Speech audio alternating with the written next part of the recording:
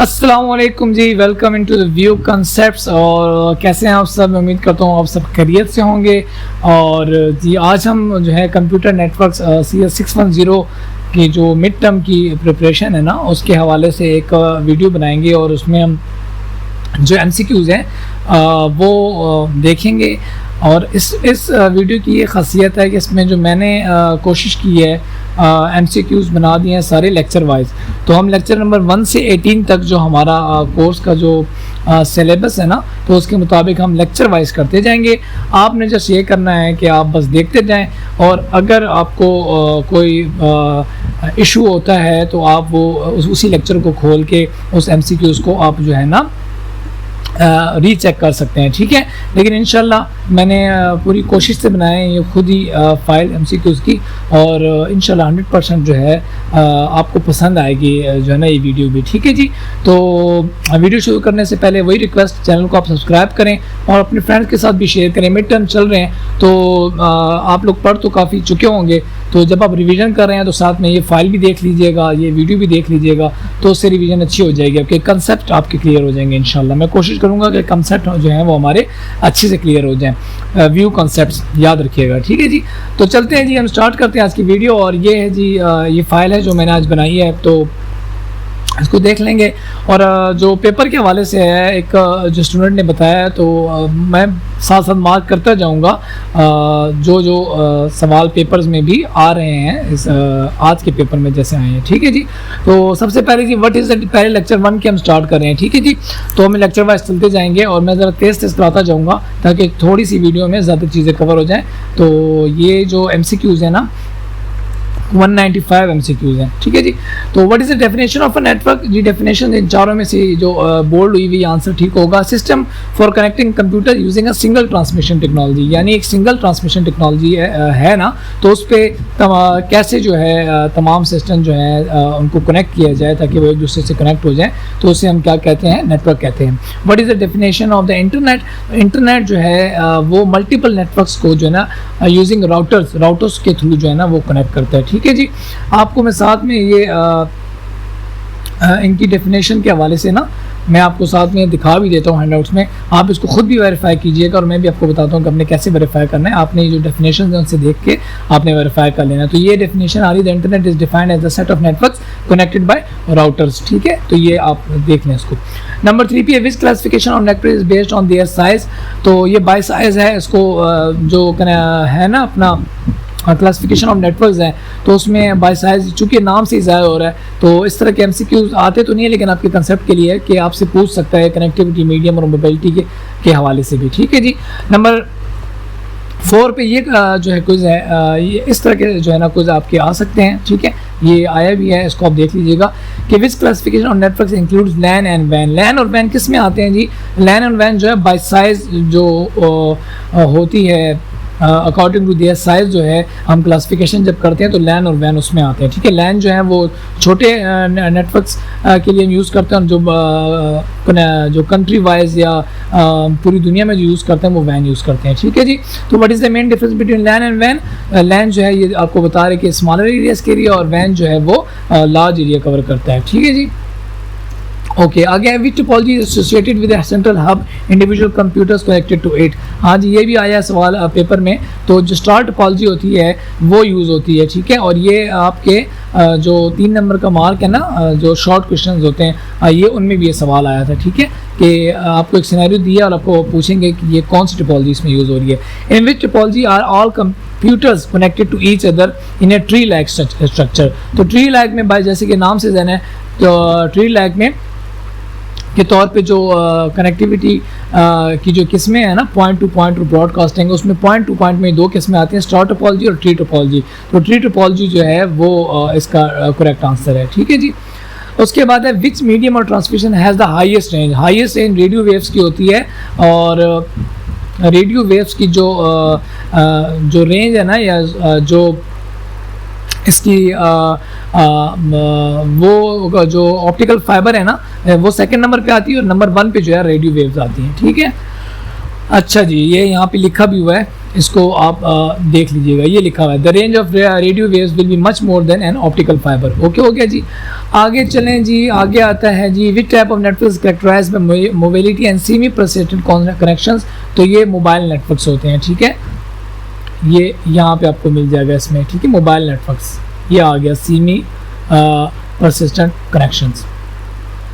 Okay उसके बाद है जी what is one of the reason for the complexity of computer networks.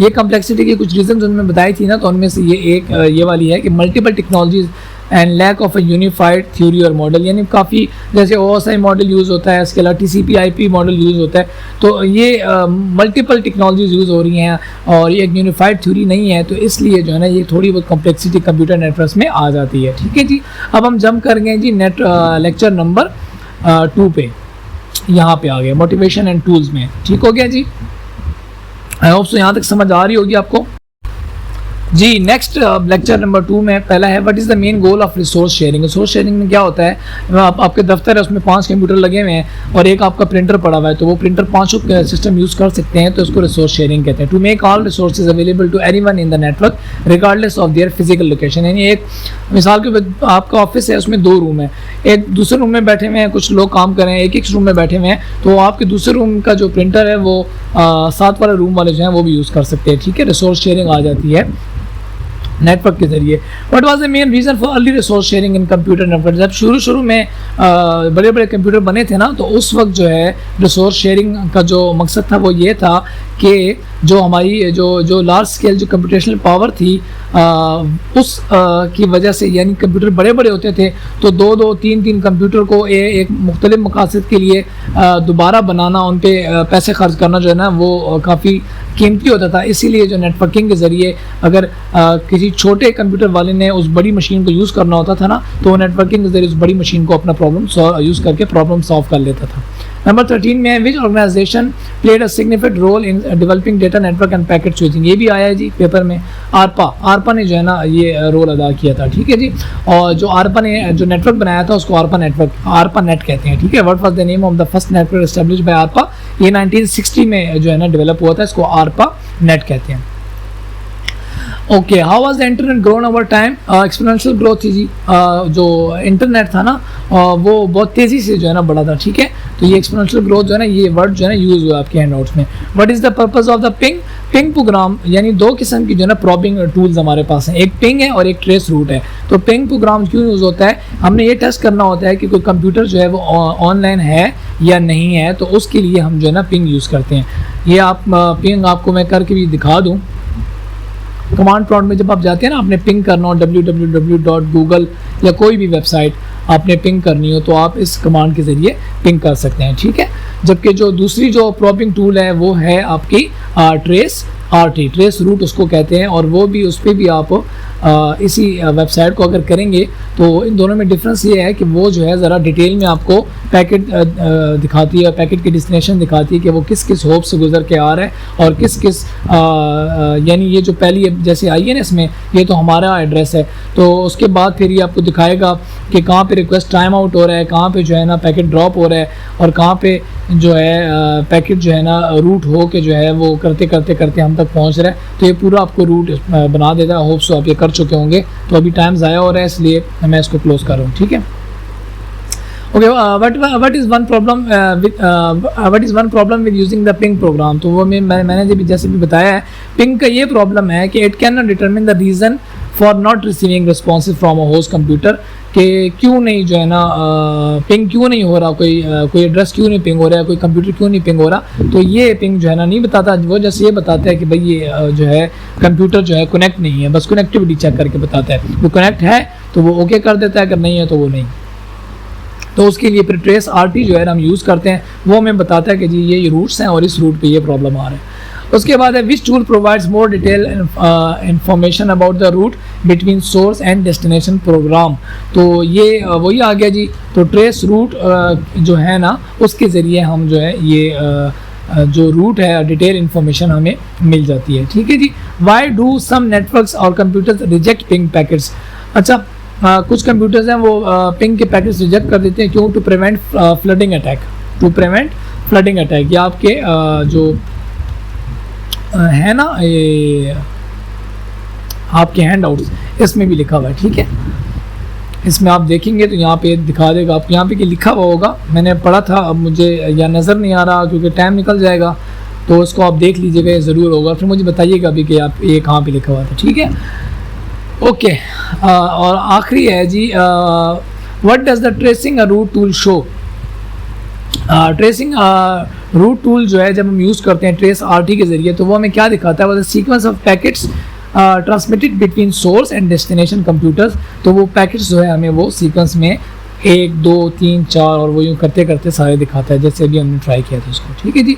Lecture number 3 में पुराना जो डेटा कम्युनिकेशन का कोर्स है उसके बारे में उन्होंने रिवीजन कराया था, और नंबर 4 पे हम आ जाते हैं, डायरेक्ट जंप कर जाते हैं, ठीक है। लेक्चर नंबर 4 में पहला है जी, why do network system use packet instead of transmitting individual bits to allow sender and receive to coordinate and detect transmission errors, ठीक है जी। तो इसमें क्या कह रहा है, why do network system use packet instead of transmitting individual bits. तो पैकेट्स क्यों यूज़ करता है, पैकेट इसलिए यूज़ करता है ताकि एक ऐसा मैकेनिज्म बने ताकि सेंडर और रिसीवर जो आपस में कोऑर्डिनेट कर रहे हैं, तो कोई चीज़ अगर गलत हो रही है, यानी कोई रास्ते में ट्रांसमिशन के दौरान कोई एरर आ गया है, तो उसको डिटेक्ट किया जा सके, और जो पूरा पैकेट है उसकी डिटेक्ट करके उसको रिकवर भी, ऐसे टूल्स भी हैं कि वो रिकवर हो जाते हैं, ठीक है। तो ऐसी जो मैकेनिज्म भी हैं, तो उससे ये होता है कि पैकेट में अगर एक चीज़ एक बिट ख़राब हुई है तो वो रिकवर हो सकती है, जबकि बिट वाइज अगर आप इंडिविजुअल बिट वाइज भेजेंगे तो वो तो फिर जो है ना बेड़ा ही गर्क हो जाएगा। नेक्स्ट है जी, what is the purpose of dividing data into packets. तो पैकेट जो डेटा है उसको पैकेट्स में क्यों डिवाइड करते हैं, to minimize the delay experience by computers in a shared connection. इसलिए हम ये जो है ना पैकेट्स को पैकेट्स में डिवाइड करते हैं डेटा को, ठीक है जी। ओके, क्योंकि पूरी फाइल अगर आप भेजेंगे ना, जैसे आप पढ़ेंगे इसमें, तो वो आपके मैथमेटिकल भी है, और ये सवाल आया भी था, ये मैं आपको बता दूं, सॉरी याद आ गया, अच्छा हो गया, ये इसमें यहाँ पे बता रहा है, ठीक है, कि ये सोल्यूशन टू फेयरनेस, और यहाँ पे बता रहा है कि जब विदाउट पैकेट्स हम भेजेंगे तो उसमें टाइम ज़्यादा लगता है, और विद पैकेट्स यानी पैकेट्स करके भेजेंगे तो उसमें टाइम कम लगता है। ये आपका सवाल आया है जी, ये आपने देख लेना है, ठीक है। ये आपका सवाल आया था कि ये 5 नंबर का सवाल आया था कि ये जी इस तरह आपको सिचुएशन दी गई है, अब आप हमें कैलकुलेट करके जी मिनट्स में कि कितने मिनट्स लगेंगे एक फाइल को ट्रांसफ़र करने में। ये 5 नंबर का सवाल आपका आया था। ओके, नेक्स्ट है which technique allows multiple packets to be transmitted over a shared communication channel. तो टाइम डिवीजन मल्टीप्लेक्सिंग के जरिए हम ये काम करते हैं, ठीक है जी। ये नीचे आ गया TDM के जरिए, ये आ गया पैकेट्स एंड TDM। उसके बाद what is the role of a multiplexer and time division time division multiplexing में मल्टीप्लेक्सर का जो रोल है वो क्या है कि वो टू कंबाइन मल्टीपल पैकेट्स को जो है ना वो एक शेयर्ड मीडियम में जो है ना वो भेजता है। अब मैं आपको समझाऊँ इसको क्या मतलब है। अगर ये 4 कंप्यूटर हैं, नंबर 1 एक चीज़ भेजता है और नंबर 2 एक चीज़ भेजता है, तो वो एक ये इसी शेयर्ड मीडियम में, जो लाइन है ना ये शेयर्ड मीडियम में, तीनों कंप्यूटर्स को शेयर कर रहे हैं, तो उसके ज़रिए मल्टीप्लेक्स करके उसको एक ही शेयर्ड मीडियम के थ्रू जो है ना हम भेज देते हैं, और रिसीविंग एंड पे डीमल्टीप्लेक्स होकर वो हर जो डेस्टिनेशन है वहाँ तक पहुँच जाता है। ओके जी, what term is used to denote a small block of data. ये भी आपका सवाल आया था जी, ठीक है। इसको फ्रेम कहते हैं। ओके, ये फ्रेम की डेफिनेशन देख लीजिएगा। What is the purpose of the header and tail to indicate the beginning and end of the frame. बिल्कुल यही इसका मकसद है। What is the disadvantage of framing and practice, increase over due to extra character between blocks of data. Disadvantage ये है कि extra character जो आ जाते हैं ब्लॉक्स ऑफ डेटा के दरमियान, तो उससे ये होता है कि आपका ओवरहेड जो है वो बढ़ जाता है। जो चीज़ आप ट्रांसफ़र कर रहे हैं ना, तो वो एक्स्ट्रा कैरेक्टर्स की वजह से वो बढ़ जाती है, ठीक है जी।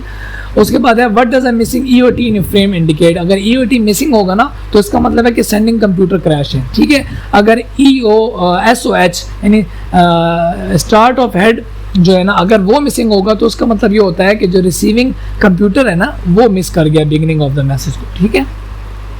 ये भी देख लीजिएगा आप। उसके बाद है how is fairness achieved in data communication using packets by dividing the data into small packets and allowing computers to take turns transmitting. वही बात आ गई है, इसको आप देख लीजिएगा। What is the purpose of time division multiplexing to enable simultaneous transmission of multiple packets over a shared communication. Lecture number 5, speed मेरी तेज़ इसलिए है कि टाइम कम है और वीडियो में चाहता हूँ कम वीडियो में आप ज़्यादा चीज़ें कवर कर लें, ठीक है। उसके बाद what is the purpose of byte stuffing. Byte stuffing का पर्पज़ ये होता है कि जो डेटा है और कंट्रोल इन्फॉर्मेशन है उसके दरमियान हम लोग जो है ना क्या कर सकें, फ़र्क कर सकें। जब हम कोई पैकेट भेजते हैं ना तो उसमें एक तो डेटा होता है और एक कंट्रोल इन्फॉर्मेशन होती है। डेटा दरमियान में होता है और दाएं बाएं जो है उसकी कंट्रोल इन्फॉर्मेशन होती है। तो उसको जो है ना उसको उनमें डिफरेंस दिखाने के लिए ना रिसीविंग एंड पे तो वो हम लोग यूज़ करते हैं क्या चीज़, byte stuffing. What are the two types? Byte stuffing जो है उसमें बिट स्टफिंग होती है और बाइट स्टफिंग दोनों यूज़ होती हैं, ठीक है। ये दो उसकी टाइप्स है, बाइट स्टफिंग और बिट स्टफिंग, ये भी इंपॉर्टेंट है, देख लीजिएगा। Why does byte stuffing works in character oriented hardware? क्योंकि रिजर्व जो बाइट्स हैं वो उनको टू अनरिजर्व जो है ना बाइट्स में ट्रांसलेट किया जाता है, ठीक है। हाउ डज है, सॉरी ये पूछते हैं कैसे काम करता है, ये रिजर्व बाइट्स को टू अनरिजर्व बाइट्स में जो है ना क्या करता है, ट्रांसलेट करता है। What is the purpose of parity checking in error detection? To identify the presence of transmission errors। ये सिर्फ आइडेंटिफाई करता है। पैरिटी चेकिंग जो है या जो नीचे और टेक्निक्स हैं वो सिर्फ ट्रांसमिशन एरर्स को आइडेंटिफाई करती हैं। What is the difference between parity, even parity and odd parity? ये आप इसको देख लीजिएगा कि इवन पैरिटी इवन को चेक करने के लिए होता है और पैरिटी ऑड को। So how is a parity bit determine in even parity? ये देख लीजिएगा, ये अच्छा इंपॉर्टेंट है। ये जब वन सेट होगा ना तो इसका मतलब ये है कि आपके इवन पैरिटी में जो आपकी तादाद है ना, जो आपका मैसेज डेटा है उसमें वंस की तादाद इवन होनी चाहिए। अगर वो इवन होगी तादाद तो फिर आप क्या करेंगे, हम क्या कर देंगे अगर तादाद इवन होगी तो हम लोग जो है ना कुछ भी ऐड नहीं करेंगे, ठीक है जी। और अगर तादाद ऑड होगी तो फिर हम पैरिटी जो बिट ऐड करेंगे ना वो 1 ऐड करेंगे, अदरवाइज हम 0 ऐड करेंगे। ये भी आप पढ़ लीजिएगा, ये लिखा हुआ है इट इज सेट टू 1, यानी पैरिटी बिट को हम 1 सेट कर देंगे if the number of ones in the data is odd, ठीक है। ये आपको मैं यहाँ से समझा देता हूँ। ये देखें, ये डेटा हम भेज रहे हैं, ये वाले डेटा इसमें कितने हैं, ऑड है ना, ऑड नंबर ऑफ वंस हैं, 1 2 3 है ना, इसमें ऑड है। तो हम लोग जब पैरिटी बिट इसमें ऐड करेंगे ना इवन पैरिटी के लिए, तो इवन पैरिटी में हमेशा जो नंबर वंस की तादाद होगी वो जुफ्त होनी चाहिए, इवन होनी चाहिए। तो यहाँ पे 3 है तो पैरिटी ऐड हम 1 ऐड करेंगे ताकि ये इसके साथ मिलके 4 हो जाए। अदरवाइज अगर यहाँ पे 2 होते तो फिर यहाँ पे हम पैरिटी बिट 0 ऐड करते। ओके जी। What limitation does parity checking have in detection errors? It can only detect errors that can change an odd number of bits। ये बिल्कुल और सिर्फ odd number of bits जो है ये मैंने हाईलाइट किया है, उसको देख लीजिएगा, उसके लिए होता है। और इसका ये एक और भी है, ये भी पेपर में आ सकता है कि ये सिर्फ 1 बिट एरर को चेक करने के लिए होता है। ओके जी। What additional information incorporated checksum procedure? Checksum procedure का बिल्कुल जी आया था ये, और ये arithmetic sum of the sequence and teachers in the data, ये लाजमी इसका MCQs आएगा, याद रख लीजिएगा, ठीक है। यानी तमाम इंटीजर्स जो होते हैं ना सीक्वेंस में उनका सम करके हम जो है ना उसको कैरी बिट में डाल देते हैं। What is the advantage of using cyclic redundancy check? ये होता है कि हम इससे हर किस्म का जो एरर है वो फाइंड कर सकते हैं, और ये सबसे बेहतरीन तरीका है जो यूज़ होता है फ्रेम में, ठीक है, साइक्लिक रिडंडेंसी चेक।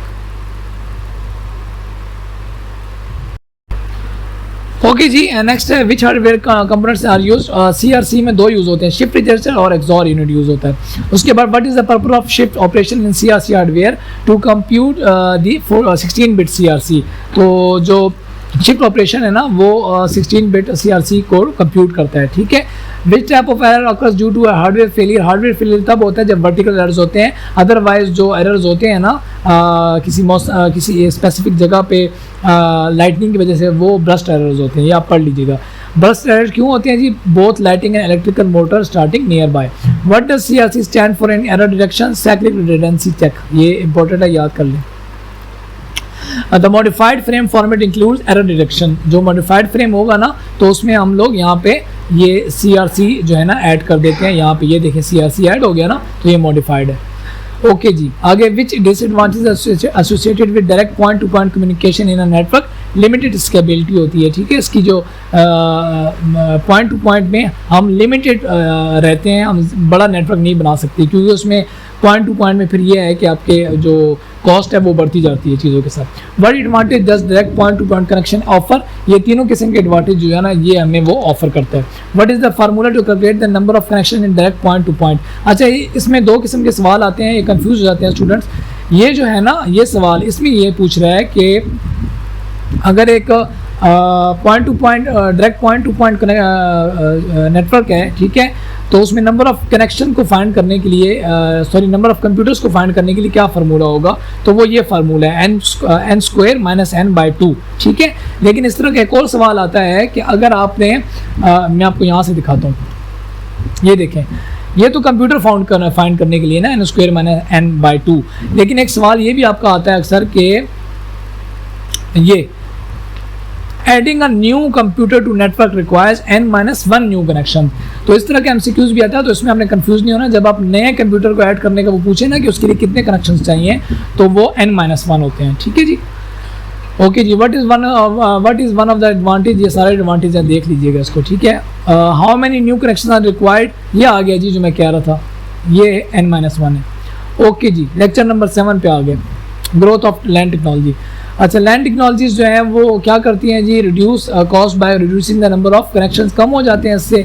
प्रिंसिपल कौन सा, लोकेलिटी ऑफ रेफरेंस हम यूज़ करते हैं, और इसमें स्पेशियल और टेम्परल लोकेलिटी दोनों यूज़ होती हैं।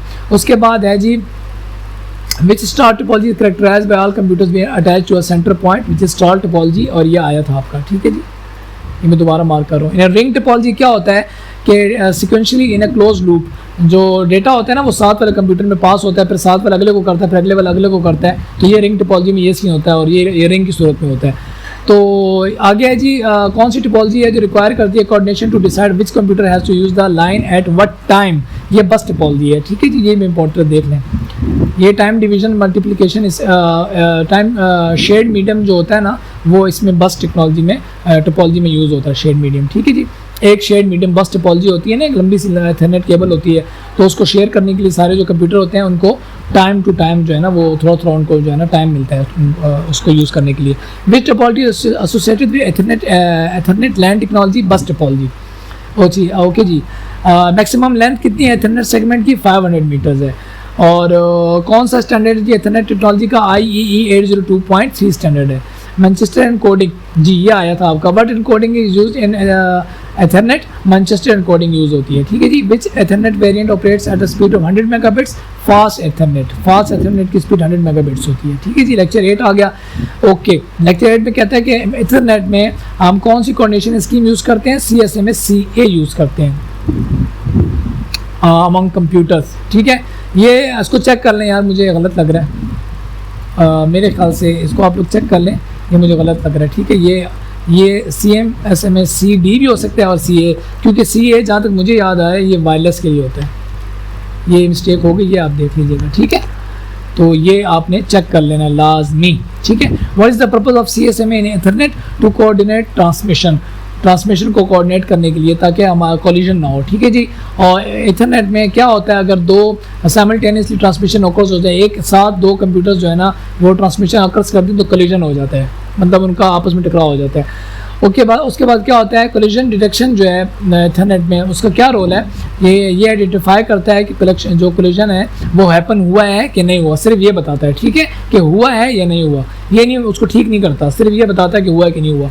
और जब ये हो जाता है कोलिजन, तो वो तमाम जो इथरनेट में सारे कंप्यूटर्स होते हैं उनको पैगाम भेज देते हैं, अभी यहाँ पे कोलिजन हो गया है, यहाँ पे हादसा हो गया है, तो मेहरबानी करें आप लोग सारे चेक करें और दोबारा वेट करें लाइन को खाली होने, क्योंकि एक सिंगल रोड होती है ना, तो उसमें सारे जा रही होती हैं गाड़ियाँ, यूँ समझें डेटा उसी में जा रहा होता है। तो जब दो गाड़ियाँ आपस में एक ही रोड पे आमने सामने आ जाएंगी तो कोलिजन ही होगा ना। तो आगे है जी, in Ethernet how do computers handle collision, they immediately stop transmitting. ये वही बात आ गई, तो सारे जो है ना वो क्या करते हैं, वो उनको पता होता है जी रोड पे हादसा हुआ है, रोड खाली नहीं है, तो वो स्टॉप हो जाते हैं। उसके बाद है जी, which wireless LAN standard use CSMA CA as it coordinate scheme, IEEE 802.11 जो है ना यूज़ होती है वायरलेस के लिए। ठीक है जी, what is the data rate of IEEE 802.11 wireless LAN standard, 11 megabytes per second. उसके बाद ये देख लीजिएगा जी, इसके बाद what does CSMA CA stand for, in wireless LAN carrier sense multiple access collision avoidance, ये इसका जो है ना वो है एब्रीविएशन, इसको चेक लीजिएगा। Which LAN technology use bus topology and CSMA CA, ये दोनों कौन सी टोपोलॉजी यूज़ करती है, लोकल। ठीक है, इसमें कंफ्यूज नहीं होना, ये दोनों बता रहा है कि ये वो कौन सी टोपोलॉजी है जो CSMA CA भी यूज़ करती है, ठीक है, और बस टोपोलॉजी ये दोनों यूज़ करती है, तो वो ये है लोकल टॉक है, ये लोकल टॉक में आप जाके देख लीजिएगा। ठीक है जी, उसके बाद इन टोकन रिंग में what is the purpose of the token के क्या पर्पस होता है, टोकन जो होता है वो पूरी रिंग में घूमता रहता है। अच्छा, तो जिस सिस्टम के पास टोकन होगा लाजमी बात है वो उसी को परमिशन होगी ट्रांसमिशन की, तो टोकन का ये जो है ना टोकन रिंग नेटवर्क में ये काम होता है टोकन का, जिसके पास टोकन होगा वही बोल सकता है। ठीक है जी, उसके बाद what is the maximum data rate of FDDI, वो 100 मेगाबाइट्स पर सेकेंड है। उसके बाद है जी in FDDI how does the network ensures reliability in case of a station failure. तो by rerouting data through spare rings, अगर station failure हो जाए ना, एक सिस्टम ख़राब हो जाए FDDI में रिंग में, तो वो उसका इफेक्ट नहीं होता सारे नेटवर्क पर। What is the technology use in ATM networks? Packet switching use होती है जी नेटवर्क। उसके बाद है जी how are computers connected in ATM network? Star topology के ज़रिए यूज़ होते हैं ATM। ठीक है जी, आगे लेक्चर 9 है। अच्छा जी, उसके बाद जो इम्पोर्टेंट है मैं आपको करा देता हूँ, क्योंकि वीडियो लंबी होती जा रही है। जो देखने वाली चीज़ें वो आपने यहाँ से देख लेनी है, ठीक है। जो इम्पोर्टेंट होंगी मैं आपको यहाँ पे वो करवा दूँगा, ये आप देखते रहना, ठीक है जी। Okay, what is the size range of hardware address? 1 to 6 bytes, ठीक है। ये साइज रेंज होती है हार्डवेयर एड्रेस की, ये आता भी है, आपका पेपर में आया भी है। In which category of address forms address set by the end user? ठीक है जी, कॉन्फ़िगरेबल में जो है ना सेट जो एड्रेस है वो यूज़र सेट करता है, ठीक है जी, ये भी देख लीजिएगा। ओके जी, इसके बाद आपका जो नेक्स्ट है ना जी, ये which type of address assignment automatically assign a physical address each time then interface is powered up? जब भी इंटरफेस पावर्ड अप होगा, ठीक है, तो जो डायनामिक जो टाइप ऑफ एड्रेसिंग है ना, असाइनमेंट है ना, वो ऑटोमेटिकली असाइन कर दीजिए फिजिकल एड्रेस हर जो नेटवर्क में मौजूद जो कंप्यूटर होते हैं ना, हर नेटवर्क को, ठीक है जी, ये देख लीजिएगा। ओके जी, आगे है जी काम की जो चीज़ है। इसके अलावा जो चीज़ समझ नहीं आती कंसेप्ट का, वो आप कमेंट करके पूछ सकते हैं। वीडियो पसंद आ रही है तो वीडियो को आप करें लाइक, और ये आप वीडियो स्टॉप करके आप इसको देख सकते हैं अगर आप देखना चाहते हैं। Which field in the internet frame format identifies the type of data carried in the frame? तो वो कौन सा फ्रेम होता है? फ्रेम टाइप का एक जो है ना होती है फ्रेम फॉर्मेट में फील्ड होती है, जिससे जो पता चलता है कंप्यूटर को कि किस टाइप की जो है ना चीज़ आ रही है, ठीक है, पैकेट किस टाइप का है। ओके, उसके बाद है how are frames with unknown types handle by the receiving computer? जिसके बारे में रिसीविंग कंप्यूटर को पता नहीं होगा वो उसको डिस्कार्ड कर देता है, ठीक है जी। उसके बाद नेटवर्क एनालाइजर क्या करता है? वो परफॉर्मेंस चेक करते हैं नेटवर्क की, ठीक है। ओके, 11 में जो इम्पोर्टेंट है मैं आपको करा देता हूँ। इसमें निक्स आ जाता है, यानी नेटवर्क इंटरफेस कार्ड आ गए हैं इसमें, और उसका इसमें जो है ना इंट्रोडक्शन है, ये आपने देख लेने हैं। कंसेप्ट के लिए आपके लिए बहुत अच्छे हैं, इसको लाजमी पढ़ना है आपने, और कोई भी पेपर आ जाए जैसा भी आ जाए आप उसको आसानी से कर सकते हैं। What are the 2 alternatives of connection and NIC? ये आया था at the physical network, direct connection and multiplex connection, ठीक है जी, 2 तरह के यूज़ होते हैं। Okay, which type of type is use in thick internet? जी 3 नंबर का आपका सवाल आया था, उसमें ये था, उन्होंने कहा था कि थिक इंटरनेट जो है उसकी वायरिंग के 3 कंपोनेंट्स, आप कोई सी 2 कंपोनेंट्स लिखें।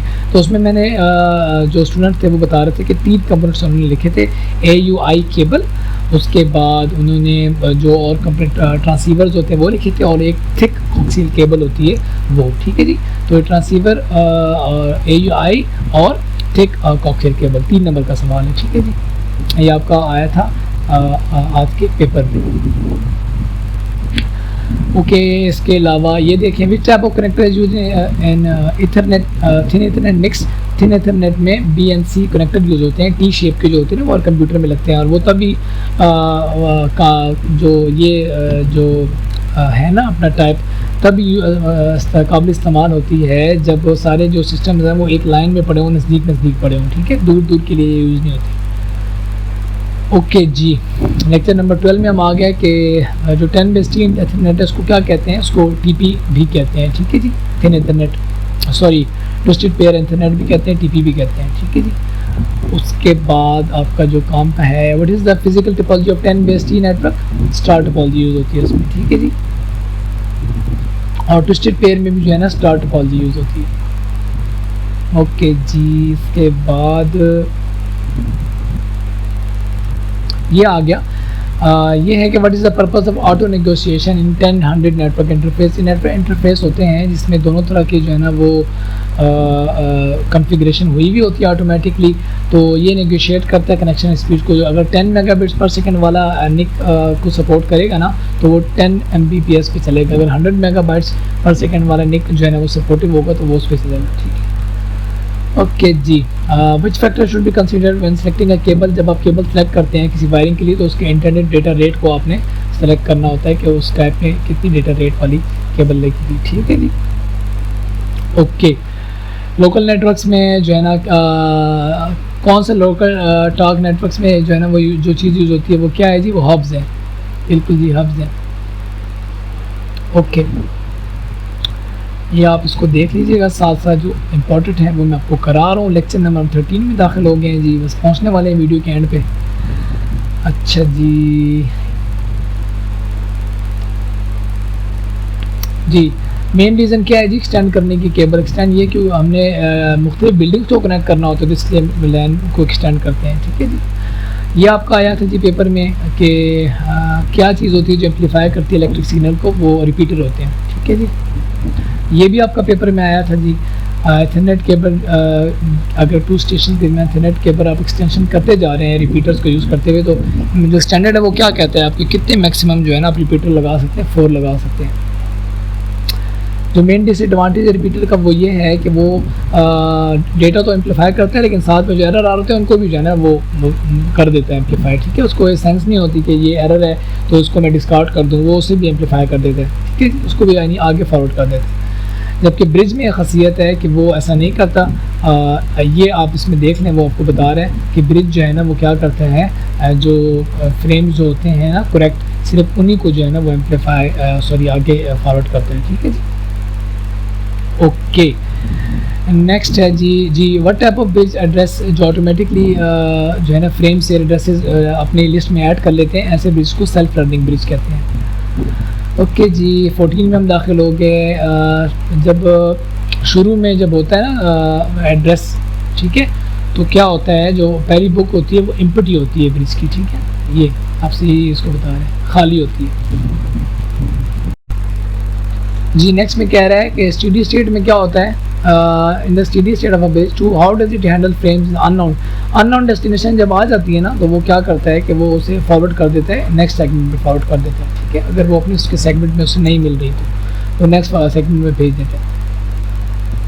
ओके, ये आप देख लीजिएगा, जो इम्पोर्टेंट है मैं आपको करवाता हूँ। ये कॉमन मेथड कौन से यूज़ होते हैं जब हमने डिस्टिंक्ट साइट्स के लिए ऑप्टिकल फाइबर यूज़ करते हुए ऑप्टिकल फाइबर को नहीं यूज़ कर सकते दूर दराज के इलाकों के लिए, क्योंकि दरमियान में कोई हुकूमत का इलाका आ जाता है, कोई ऐसा कि अपनी फाइबर आप नहीं बिछा सकते ना, तो फाइबर तो आप नहीं बिछा सकते हैं जो आपका अपने एरिया हो, तो उसमें फिर 2 तरह के जो है ना कनेक्शन आप यूज़ करते हैं। लीज सीरियल लाइन कनेक्शन होते हैं और lease satellite line connection channel होते हैं। ठीक है, तो ये लीज सीरियल जो है जैसे हमारे पीटी सेल है वो हमें प्रोवाइड कर रहे हैं, और सेटेलाइट वाली भी इसमें पाकिस्तान में होंगे काफ़ी, तो ये दोनों जो है ना यूज़ होते हैं कॉमनली। ठीक है, why does a bridge on a satellite connection need to use buffering to handle the slower transmission speed across the satellite link. ठीक है, इसलिए बफरिंग करता है, तो वो स्पीड कंपैटिबल नहीं होती ना, तो वो बफरिंग करता है साथ में स्पीड को मैच करने के लिए।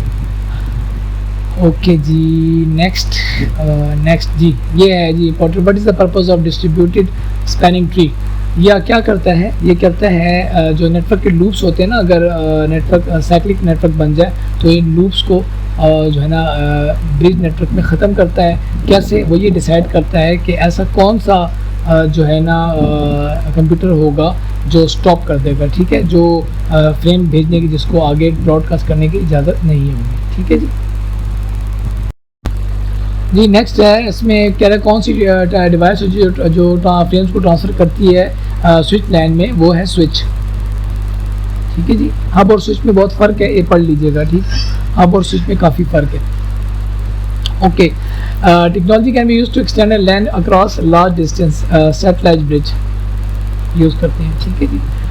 ओके, मेन एडवांटेज वैन का क्या है over to LAN, scalability to a long distance, कि ये काफ़ी ब्रॉड जो है ना फैला हुआ होता है, वैन जो है ना काफ़ी ब्रॉड है। ठीक है जी। ओके, इसके बाद है हाँ जी, फिजिकल एड्रेस वैन में जो होता है वो क्या आइडेंटिफाई करता है, सोर्स और डेस्टिनेशन जो है ना वो दोनों जो है ना आइडेंटिफाई करता है। उसके बाद है नेक्स्ट हॉप फॉरवर्डिंग जी, ये आपका आया था एक सवाल 5 नंबर का, ये भी आया था कि आपको एक रूट बताया गया होगा, आपने शॉर्टेस्ट पाथ ढूंढना होगा। ठीक है, डाइजेस्ट्रिक जो है ना उनका तरीका, उससे जो है ना अपने शॉर्टेस्ट पाथ जो है ना फाइंड करना होता है। 5 नंबर का सवाल आया था, ठीक है। ओके जी, इसमें कह रहा है कि नेक्स्ट ऑफ ऑर्डर में क्या करता है पैकेट स्विचिंग, वो क्या करता है कि सिर्फ डेस्टिनेशन जो होता है ना, नेक्स्ट डेस्टिनेशन, वो पैकेट का सिलेक्ट करता है बस, ठीक है जी। ओके जी, जी पैकेट स्विचेस जो होते हैं वो कनेक्टिविटी के लिए कौन सा जो है ना यूज़ करते हैं, कौन सी टैप होती है, उनकी हाई स्पीड कनेक्शन होती है। पैकेट टू पैकेट कनेक्शन जो होता है वो हाई स्पीड होता है, पैकेट टू कंप्यूटर जो होता है वो लो कनेक्शन लो स्पीड होता है, ठीक है जी। ओके, वैन किस लिए बना है जी? सिंगल कंट्री सिटी बिल्डिंग में मेट्रोपॉलिटन होता है, बिल्डिंग का जो होता है लैन होता है, और कंट्री या पूरी दुनिया में वैन यूज़ हो रहा है, ठीक है जी। उसके बाद है जी ये आया था आपका, ठीक है, handle the transmission of data package, वैन कैसे हैंडल करता है, स्टोर एंड फॉरवर्ड की तरीके से हैंडल करता है, ठीक है जी। और हायरार्किकल एड्रेसिंग जो होती है वैन में वो क्यों यूज़ होती है? एफिशिएंट पैकेट रूटिंग के लिए यूज़ होती है, ठीक है जी। ओके, 16 में हम आ गए जी। हाँ, ये आपका सवाल आया था, बिल्कुल 1 नंबर का। सोर्स इंडिपेंडेंस कहते हैं, ठीक है, इसे जो फिनोमिना है ना नेक्स्ट होप डेस्टिनेशन का, जिसमें जो सोर्स ऑफ द पैकेट पर डिपेंड नहीं कर रहे होते, सिर्फ डेस्टिनेशन होता है, तो वो सोर्स इंडिपेंडेंस कहलाता है, ठीक है जी। ओके जी, जी कंप्यूटर जो है कौन से स्विचेस हैं जिनके साथ कंप्यूटर अटैच नहीं होते? वो इंटीरियर होते हैं, ठीक है जी। एक्सटीरियर के साथ जो है ना कंप्यूटर अटैच होते हैं, इंटीरियर के साथ नहीं होते। ओके, नेक्स्ट आप ये देखते जाएं जी, कंप्यूट करने के लिए रूट्स को वैन ग्राफ में क्या ग्राफ एल्गोरिथम्स यूज़ करते हैं, और वो आगे उसकी फिर टाइप्स भी वो भी आप हैंडआउट से देख लीजिएगा, ठीक है।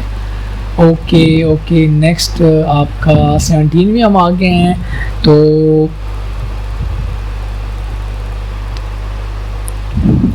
ये इसमें कौन सी जो है ना जो बिल्डिंग मेथड ऑफ बिल्डिंग है जिसमें राउटिंग टेबल खुद ब खुद जो जनरेट होते हैं, वो डायनामिक राउटिंग है, ठीक है। स्टैटिक में ऐसा नहीं होता, स्टैटिक ये है डायजेक्स्ट्रा एल्गोरिथम जिसकी मैं जिक्र कर रहा था। इसके ज़रिए हम शॉर्टेस्ट पाथ जो है ना फाइंड करते हैं। इसको पढ़ लेना, इसका 5 या 3 नंबर का सवाल लाजमी आएगा, 5 नंबर का लाजमी आएगा, ठीक है जी। ओके ओके जी, और जो है आपके काम की ये which routing algorithm is simpler to implement? Distance vector routing, ये सिंपलर होता है। और जो लिंक स्टेट एल्गोरिथम है, जो लिंक स्टेट जो राउटिंग है ना, वो ज़रा डिफ़िकल्ट होती है, ठीक है जी। ओके, अर्ली स्टैंडर्ड्स जो आए थे उसमें कनेक्शन ओरिएंटेड कौन सा था जी? X.25 था। और टेलको सर्विस जो यूज़ करती है ब्लॉक्स ऑफ डेटा भेजने के लिए फ्रेम रिले है।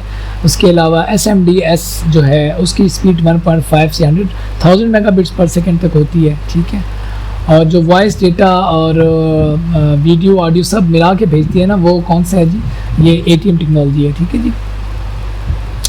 ATM में जो सेल का साइज़ होता है ना, उसमें 48 ऑक्टेट्स होते हैं और 5 टोटल इसका जो साइज़ है, ये भी आया था आपका पेपर्स में, 53 जो है ना साइज़ का होता है उसका साइज़ सेल का। 48 में डेटा होता है, 5 में जो है ना हेडर होता है, ठीक है। ओके, उसके बाद कौन सी जो ARPANET किसने डेवलप किया था? एडवांस रिसर्च प्रोजेक्ट एजेंसी जो है उसने फंडिंग की थी और इसको जो है ना क्या किया था? डेवलप किया था। इसके बाद ये which routing algorithm is common used in OSPF, ये है लिंक स्टेट। और RIP जो है वो डिस्टेंट वेक्टर राउटिंग में आती है, ठीक है जी, डिस्टेंट वेक्टर एल्गोरिथम में आती है। What is the main benefit of dynamic routing over static routing? Automatic updates होती हैं, इसलिए ये इसको फ़ायदा है इसमें। डायनामिक में, स्टैटिक में मैनुअली करनी पड़ती हैं, डायनामिक में खुद हो जाती हैं, ठीक है जी। ओके जी, ये है जी इसका।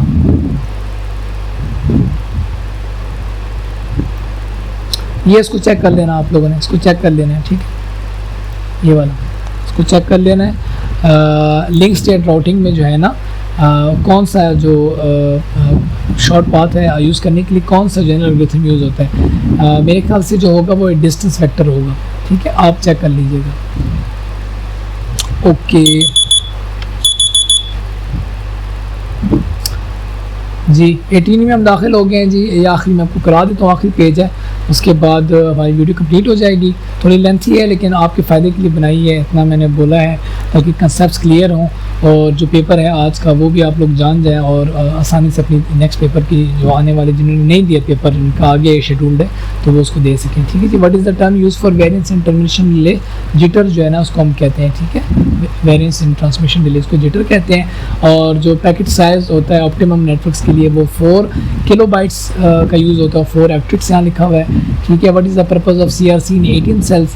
तो CRC ATM सेल जो है वो क्या करता है, check the header bits only, वो सिर्फ हेडर बिट्स को चेक करता है। ये ATM की बात हो रही है सारी। ठीक है, आखिरी चैप्टर है आपका 18th। तो which time is use to describe the overhead? Overhead जो होते हैं ना, ये जो इंजीनियर्स हैं उसको सेल टैक्स का उन्होंने नाम दिया था। सेल टैक्स, जैसे हम टैक्स नहीं देते तो ये सेल जो टैक्स देते हैं, यहाँ पर सेल में जो ओवरहेड होता है ना वो यूँ समझे कि सेल टैक्स दे रहा होता है, वो ओवरहेड जा रहा होता है। ठीक है, असल डेटा के अलावा जो चीज़ जा रही होती है। Okay, what is the main advantage of using small fixed size packets in ATM? Lower network overhead, ये इसका फ़ायदा है। However, the connections formed in ATM network by starting values in memory locations. बिल्कुल जी। What are connections called in ATM? जो connection बनते हैं ना ATM में उन्हें virtual circuits कहते हैं। ठीक है जी। What is the purpose of the VPI? ठीक है, और VCI fields in ATM cells? ये identify the destination of the cell, ये identify करते हैं। ये VCI और VPI को देख लीजिएगा आप। Okay, how is the connection and represented ATM networks? ये है आपका 24 बिट वैल्यू इसकी है। ठीक है, और लास्ट है which types of service paradigm is used in connection oriented working? Telephone like services हम यूज़ करते हैं। उसमें टेलीफोन वाले हैं ना, जैसे आप देखते हैं ऑडियो आपको यानी कॉल तो आप करते ही हैं, वो भी आपको प्रोवाइड कर रहे हैं, आपको डेटा भी प्रोवाइड कर रहे हैं, वीडियो कॉलिंग भी आपको प्रोवाइड कर रहे हैं। ठीक है, तो वो सारी सर्विसेज ये जो सर्विसेज देते हैं टेलीफोन लाइक सर्विसेज होती हैं। ठीक है जी। आई होप सो आपको वीडियो पसंद आई होगी। तो मेरी दुआएं आप सबका जो है ना अच्छा परफॉर्म करें, मिड में अच्छी तैयारी करें इंशाल्लाह, और मेरे लिए भी दुआ कीजिएगा। वीडियो को आप शेयर लाजमी कीजिएगा अपने फ्रेंड्स के साथ, चैनल को सब्सक्राइब करें और अपने दोस्तों को भी कहेंगे चैनल को सब्सक्राइब करें, क्योंकि मेरी कोशिश है कि जो अच्छी चीज़ मुझ तक पहुँचे ना तो मैं आप लोग के साथ शेयर कर दिया करूँ, और जो भी असाइनमेंट्स हैं या जो भी प्रॉब्लम्स हैं उन्हें मिल बैठ के सॉल्व करें और सीखें। ठीक है, तो यही मकसद है। और बाकी अपना ख्याल रखिएगा और मुझे दुआ में याद रखिएगा। मिलते हैं नेक्स्ट किसी वीडियो में, तब तक के लिए अल्लाह हाफ़िज़।